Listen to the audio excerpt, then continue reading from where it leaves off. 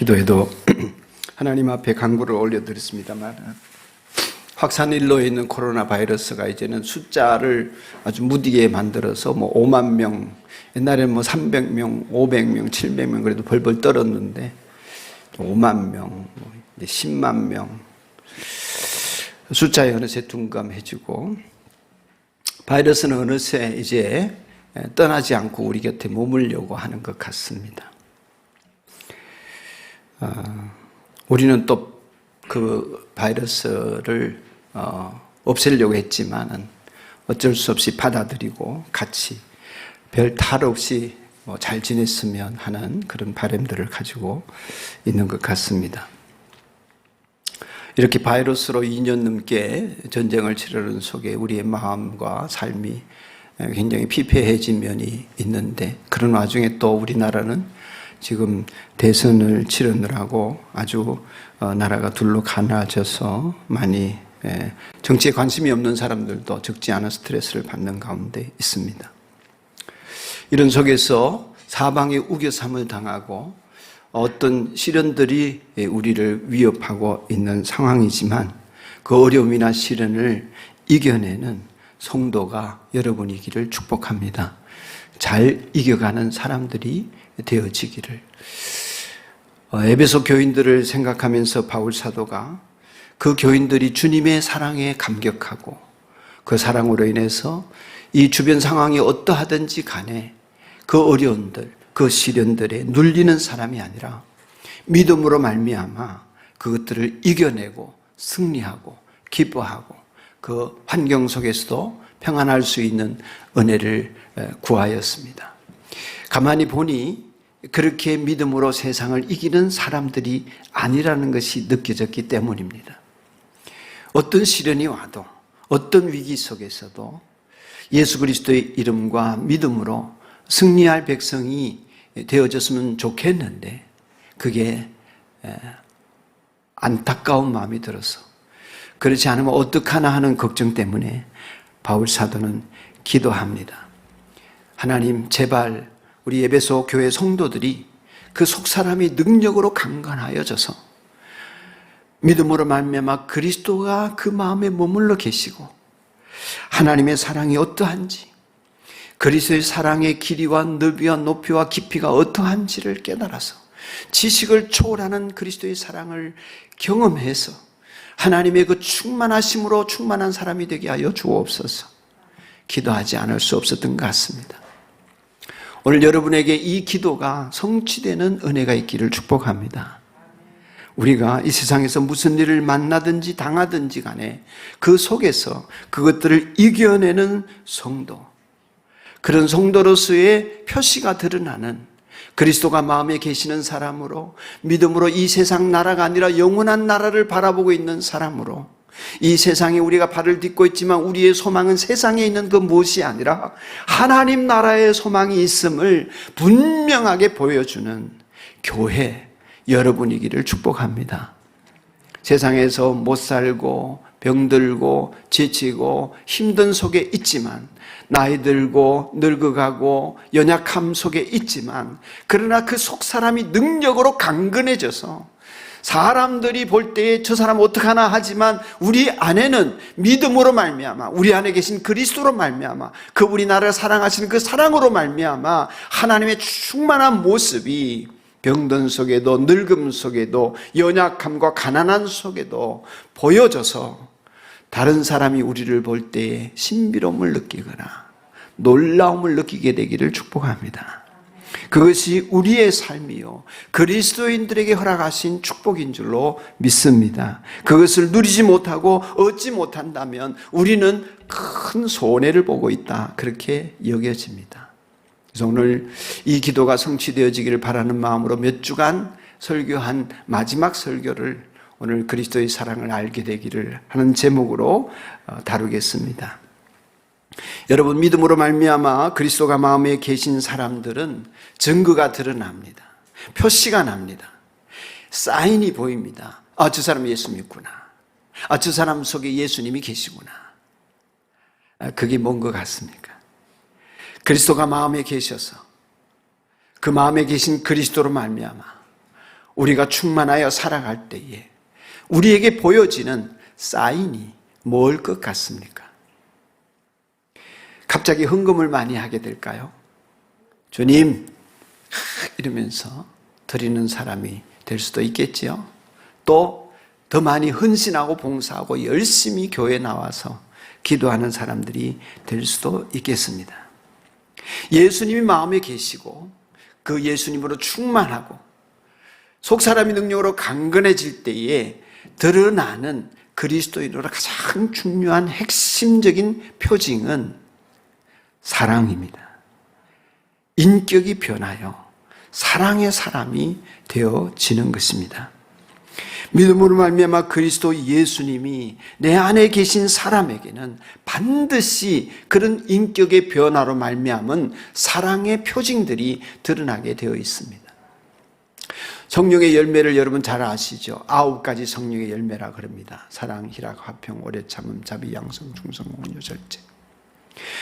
그 9가지 열매가 무엇인지를 외우는 것이 중요한 것이 아니라 그 9가지 열매를 통하여서 우리의 인격이 변화되는 모습이 열매로 맺혀지는 모습이 드러나야 한다는 것입니다. 그것이 예수님을 닮은 모습이고 예수님이 그 안에 머물러 계시는 모습이고 그리스도 예수로 말미암아 속사람의 능력으로 강건해진 사람들의 모습이라는 것입니다. 그런데 그 9가지 열매를 축약해서 딱 하나로 얘기하자면 뭐겠습니까? 답은 드렸습니다. 사랑입니다.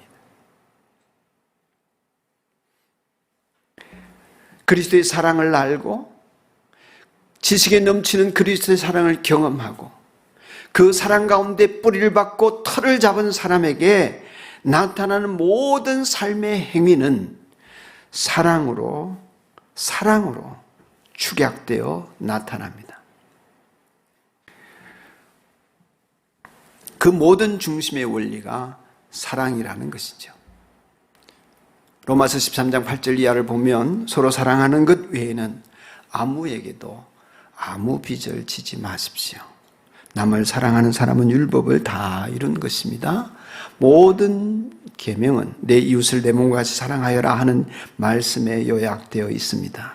그러면서 마지막에 하는 말이 그러므로 사랑은 율법의 완성입니다. 그렇게 말씀했습니다. 하나님께서 우리에게 요구하시는 거룩한 삶, 하나님께서 우리에게 요구하시는 하나님의 백성의 삶은 모두가 다 사랑으로 수렴되게 되어 있습니다. 그 사랑 안에 모든 것이 들어있다고 했습니다. 모든 계명은 이 사랑 안에 요약되어 있다고 했습니다. 이게 되면 되는 것이고 이게 안 되면 안 되는 것이라는 얘기입니다. 믿음으로 예수님의 마음에 머물러 계시는 하나님의 백성들의 표지는 사랑 이외에 없습니다. 그 사랑에 기초를 박은 사람, 뿌리를 내린 사람, 털을 잡은 사람이 그리스도인이라는 것입니다. 그 사랑이 없으면 어떻게 될까요? 예배는 열심히 나오는데 사랑이 없다. 마음속에 하나님이 주시는 기쁨이 충만하다고 하는데 기쁨으로 찬양하는데 사랑이 없다. 어떻게 될까요? 고린도서 13장에서 바울 사도는 사랑이 없으면 그 다음에요 아무것도 아니라 그랬습니다. Nothing. 우리의 예배도 헌신도 봉사도 열심도 아무것도 아니라고 했습니다. 지식도 구제도 아무것도 아니라고 했습니다. 자기 희생도 아무것도 아니라고 했습니다. 아무것도 아니라고 했습니다. 그런데 우리는 아무것도 아닌 게 아니에요. 사랑이 없음에도 불구하고 대단하게 여기는 것입니다. 엄청나게 여기는 것입니다. 놀라운 것으로 여기는 것입니다. 사랑이 없는데. 사랑이 없으면 아무것도 아니다. 바울사가 그렇게 말했지만 제 생각에는 아무것도 아닌 게 아니라 심각한 문제를 일으킨다고 보여집니다. 예수님께서 요한복음 17장에서 대제사장 기도를 하시면서 우리를 위하여 기도하실 때에 하나님 저들로 기쁘게 하시고 저들로 진리 안에 머물게 하시고 저들로 연합하여 하나 되게 하시고 뭐 이런 얘기를 쭉 하십니다. 우리가 이 세상을 살아가는 동안에 하나님께서 이루기를 원하시는 것들을 여러 말씀을 하셨습니다. 여러분 예수 믿으면 우리 기뻐해야지요. 그런데 성령이 주시는 희락으로서, 성령의 열매로서 희락에 사랑이 빠지면 어떻게 되겠습니까? 나 기쁘고 좋아요. 기뻐하기를 원해요. 그런데 사랑이 없으면요, 쾌락주의입니다. 쾌락에 빠지는 것입니다. 두 사람이 만났습니다. 서로 기뻐합니다. 사랑이 빠지면요, 남자가 여자를, 여자가 남자를 자기 쾌락을 위해서 이용할 뿐입니다. 자기는 기쁜데 다른 사람은 다치는 거죠. 주님이 우리를 진리를 아는데 이르기를 원한다고 하였습니다. 진리를 아는 건 너무나 중요합니다. 그러나 진리에서 사랑이 빠지면요, 진리에서 사랑이 빠진 사람들이 바리새인들이었습니다. 전통주의, 자기의, 자기 사랑, 자기 자랑에 머물게 되는 것입니다. 그리고 남을 정죄하기 시작합니다.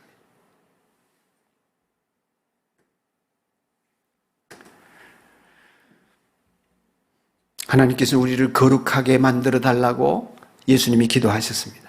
거룩에서 사랑이 빠지면요, 우리는 위선이 되고 맙니다.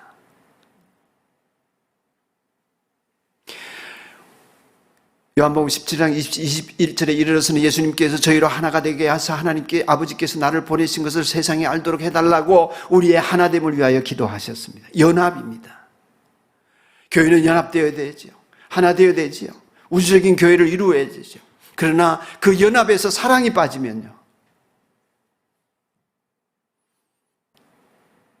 비참하게도 서로가 대장되려고 합니다. 서로가 서로를 지배하려고 합니다. 우리는 그런 모습을 너무나 많이 보았습니다. 모든 사람이 영원 구원에 이르도록 주님이 기도하셨습니다. 제자들을 통하여 또 다른 제자가 세워지기를 기도하셨습니다. 그러나 그러한 전도와 선교에서 사랑이 빠지면요, 제국주의가 됩니다.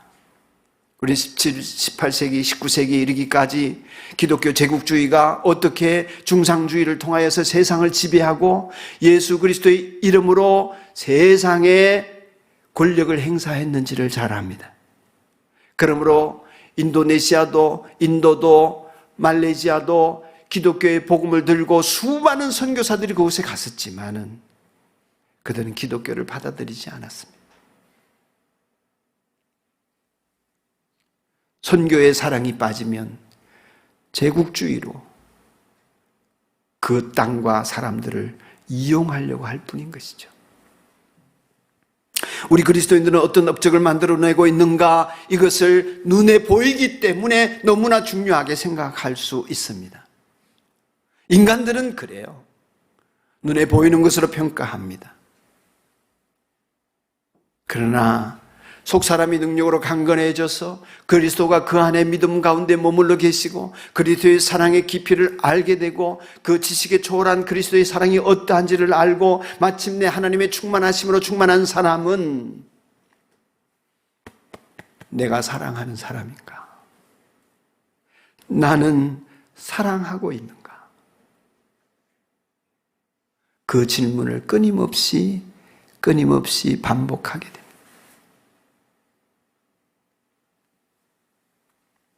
매일 확인해야 할 것이 나는 사랑하고 있는가?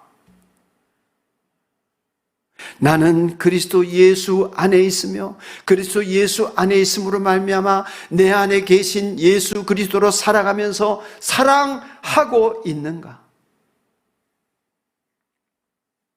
우리 신앙의 행위, 예배, 헌신, 봉사, 경건생활, 그것들을 사랑하는 사람으로 만들기 위한 수단임에도 불구하고 그것 하고 있으면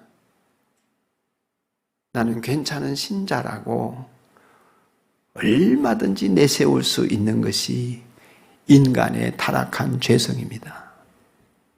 예배드렸기 때문에,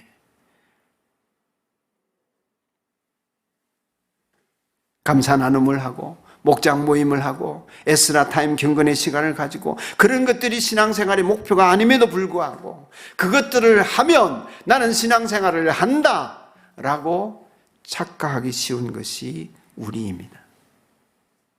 그것들의 목표는 감사 나눔, 목장 모임, 예배, 모든 것의 목표는 내가 사랑하는 사람이 되는 것입니다.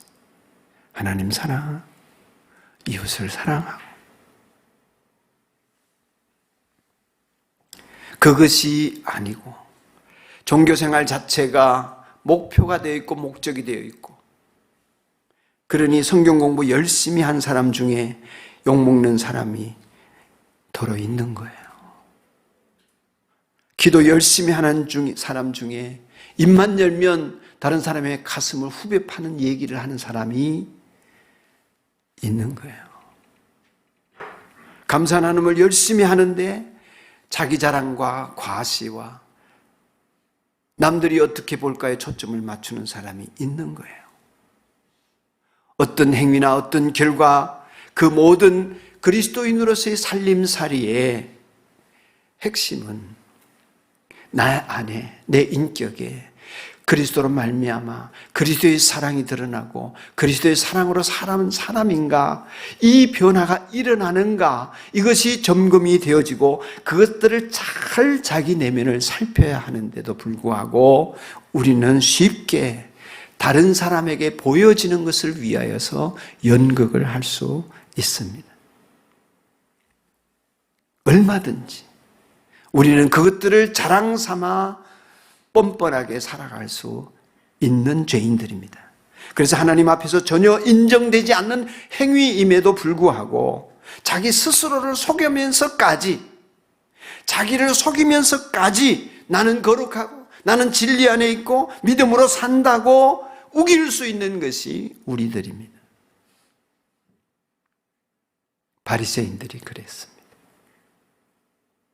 그러니 그런 믿음을 가지고, 그런 의지를 가지고 살아가다가 보니 자기의 거룩함에 조금이라도 차이가 나는 모습을 볼 때는 정죄감이 들고, 마침내 예수님이 오셨음에도 불구하고 하나님이신 예수님을 스스로 혈기를 부리며 십자가에 못 박아 죽이는 사람이 되는 것입니다.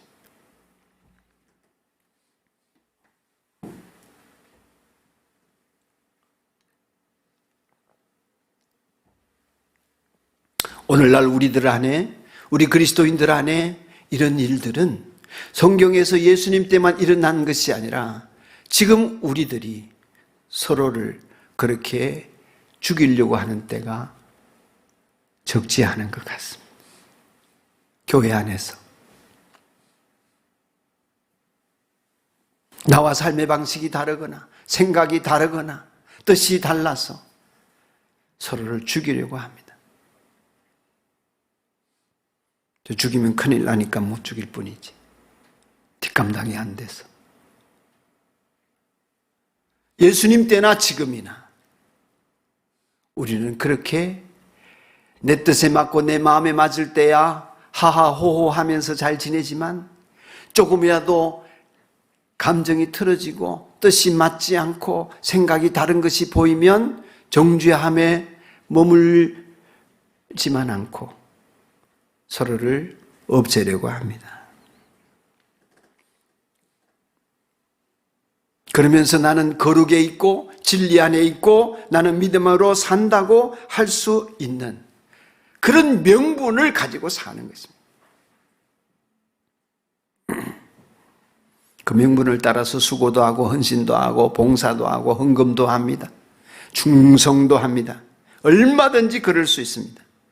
여러분, 예배당 안에서, 교회 안에서 헌신하고 충성하고 그거 하는 거 쉬운 일 아니에요. 새벽마다 기도하는 거 쉬운 일 아니에요. 주일마다 예배 드리러 오는 거 쉬운 일 아니에요. 주말에 와가지고 예배당 청소하는 거 쉬운 일이 아닙니다만은, 그러나 사랑으로 하지 않는 것은 선한 일도 아닙니다. 하나님이 요구하시는 선은 언제나 항상 변함없이 하나님과 관계가 있습니다. 하나님이 주시는 응답으로, 기도의 결과로 하나님이 인도하심을 따라서 내가 이것도 하고 저것도 할 수 있다고 여기는 사람이어야 한다는 것이죠. 하나님이 나와의 관계 속에서 하나님이 주시는 응답도 아니고 하나님이 인도하시는 길도 아닌데 하고 싶기 때문에, 해야 되기 때문에, 할 수 있기 때문에 우리는 얼마든지 열심을 내면서 나를 자랑할 수 있습니다. 나를 드러낼 수 있습니다. 그것들은 하나님과는 아무런 관계없이 그저 자기의 자랑과 만족을 위해서 하는 것들일 뿐인 것인데, 그것을 믿음의 행위로 착각할 수 있는 것입니다. 하나님과 관계가 없는 그 모든 것들은 어떤 선한 행위도 죄가 됩니다. 하나님과 아무 관계 없는 일은, 그것이 인간적인 측면에서 아무리 좋아 보여도, 아무리 착한 일 같아도 그것은 선한 일이 아닙니다. 우리가 예수님을 믿어 실제로는 예수님을 믿어도 예수님과 만남이 없이, 예수님으로부터 받는 것이 없이, 예수님의 지시를 받지 않고 스스로가 예수를 믿는다고 얼마든지 할 수 있습니다. 착하고 성실한 사람이 있습니다. 겉으로 보기에는 아주 괜찮은 사람입니다. 믿음도 좋아 보입니다. 성품도 괜찮습니다. 그래서 그는 예수 그리스도께 순종하는 믿음의 사람이다, 이렇게 우리는 여겨질 수 있습니다. 그러나 예수님을 진짜 만난 사람이 아니면 그 속에는 여전히 옛사람의 완고함과 고집이 꺾이지 않고 있습니다. 결정적인 순간에 예수님을 십자가에 못 박고 다른 사람을 처단할 수 있습니다. 고집불통입니다. 자기가 하나님 노릇합니다. 인간적으로 볼 때 사람이 성실하고 성품이 좋은 것 같고 주님 앞에 잘 지내는 것 같습니다만은 결정적인 순간에 순종을 못합니다. 자기 기분 따라 결정합니다. 자기 생각 따라 결정합니다. 하나님의 말씀 젖혀버립니다. 내가 중요해져 버립니다. 그런 사람이 예수님을 만나게 되면, 천국 가게 되면 아마 깜짝 놀랄 겁니다. 늘 자기 자신은 성격도 좋고 성실하고 착했던 사람이라고 생각했는데, 예수님 만나보면 내가 이렇게 완고했나, 이렇게 불순종했나, 이렇게 고집불통이었나, 낱낱이 보여질 것이기 때문에 그렇습니다. 그래서 바울사도는 우리의 속사람이 능력으로 강건하여지기를 기도할 수밖에 없었던 것입니다. 예수님 만나고 보면 우리는 아무것도 아님을, 드러내는 것 자체가 수치임을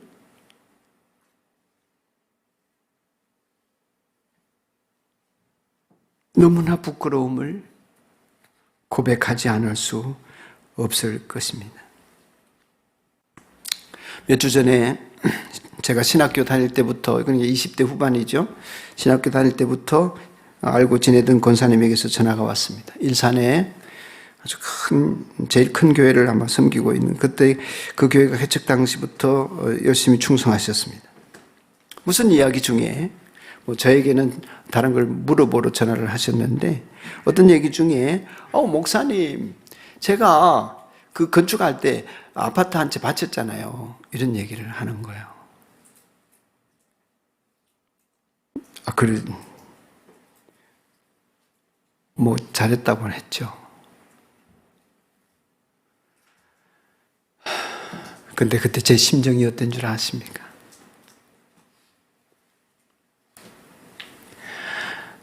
너무 그 권사님이 불쌍한 거예요. 너무 불쌍한 거예요. 어떡하나? 어떡하나? 누가 돌이킬 수 있다?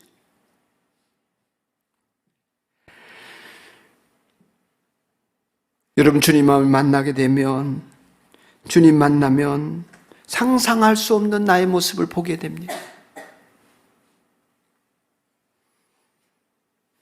우리가 이 육신을, 이 몸을 입고 사는 동안에 예수님 만나면 우리는 달라지지 않을 수 없습니다. 주님의 사랑으로, 그 사랑으로 충만하여 그 인격의 변화를 갖지 않을 수 없습니다. 교회는 그러한 그리스도의 사랑으로 지어져 가는 것입니다. 이것이 우리 신앙생활의 목표요, 우리의 인생의 목표입니다. 우리가 사랑하는 사람이 되어지는 것입니다. 모든 것이 합력하여 선을 이룬다고 했습니다. 어떤 사람에게요?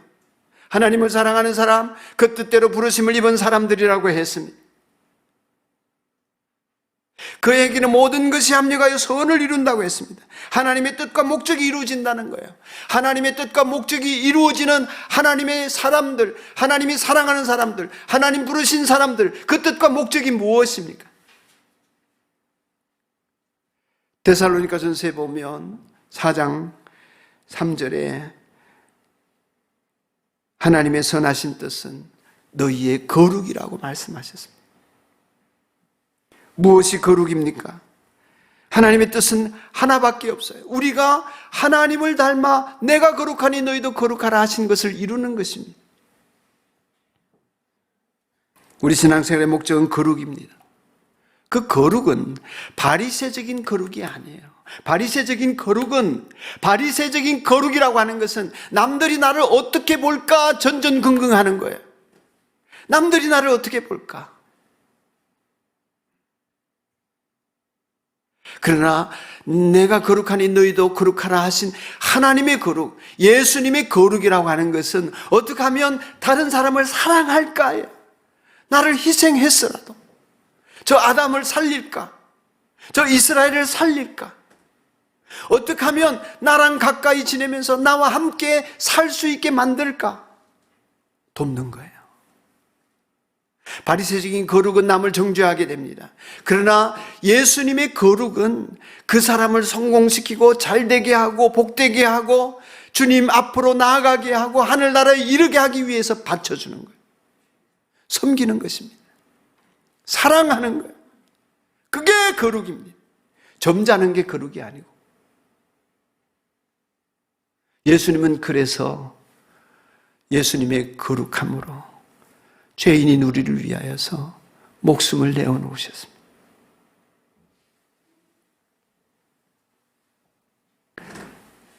신앙생활은 사랑하는 사람으로 변화돼요. 주님 만났을 때도 함께 기뻐할 수 있는 사람이 되는 것입니다. 하나님은 사랑이시기 때문에. 그런 사랑의 뿌리를 박은 그리스도인이 되는 것은 그렇게 우리가 그리스도 안에서 뿌리를 박아 사랑의 사람이 되는 것은 그리스도 밖에서는 이루어질 수 없는 일입니다. 그리스도 안에서만 됩니다. 그리스도 안에서만 되어지는 일입니다. 여러분이 그리스도 안에 있기를 축복합니다.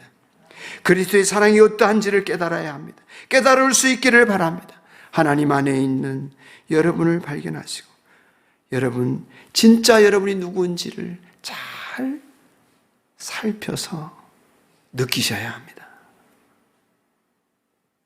세상은 자꾸 우리를 거짓으로 포장하게 만듭니다. 내가 아닌 나로, 외모로, 돈으로, 지위로, 오랜 경륜으로, 자기 경험으로 자기를 포장하게 만듭니다. 학벌로, 인맥으로,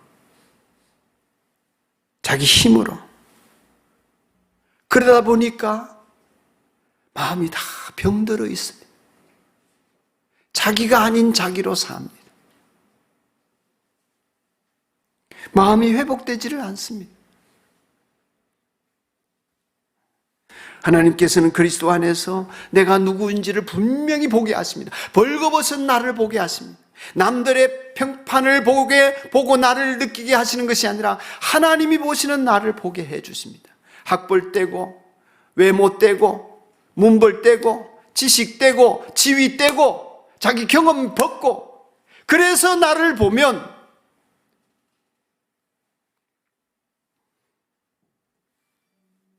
주님이 죽으실 수밖에 없는 내가 보입니다. 멸망하는 내가 보입니다. 초라한 내가 보입니다. 죄의 장아찌라고 김영희 선교사님 표현했는데 죄의 장아찌가 되어 있는 나를 보게 됩니다. 그런 나를 사랑하시다니 비로소 그리스도의 사랑이 보입니다. 그런 나를 사랑하시다니. 그런 나를 사랑하셔서 나를 위하여 죽으시다니.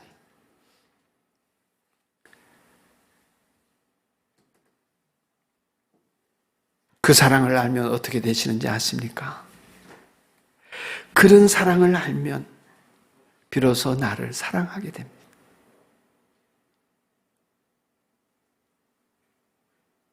내가 너무 존귀합니다. 죄인임에도 불구하고 주님이 나를 사랑하셨어요. 나를 위해 희생하신 내가 너무너무 중요한 사람, 하나님께는. 이사야서에 보면 이사야 43장 1절 이하에 여러분 좋아하는 말씀이 있죠. 내가 너를 지명하여 불렀나니 너는 내 것이라. 뭐 물 가운데로 불 가운데로 어쩌고 저쩌고 하나님 우리를 보호하신다. 그래서 좋으십니까? 그 다음에 43장 3절에 보면 하나님이 이러십니다. 내가 너를 내 소유 삼으려고 이집트 줬다. 속량으로. 에티오피아 줬다. 서바 줬다. 세상을 다 줘도 나는 너와 바꾸지 않겠다.